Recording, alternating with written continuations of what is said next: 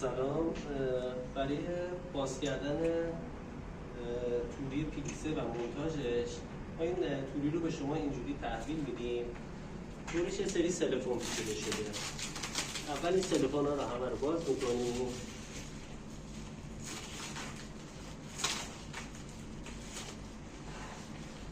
این دوتا قسمت عرض کار هست.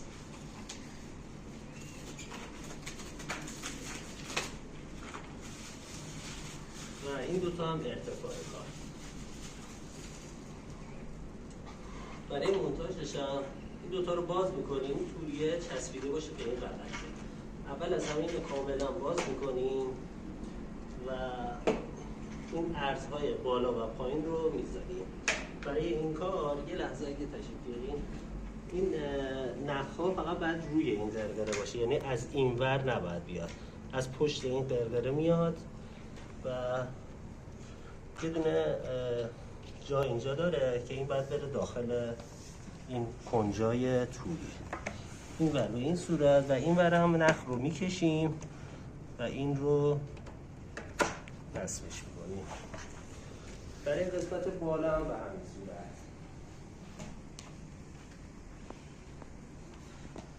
این نخهایی که هست رو اول از روی این قرقره باید بیاریم به این صورت.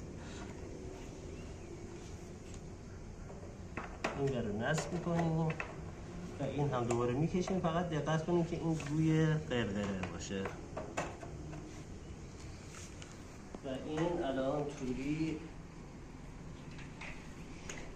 دیگه آماده نصبه.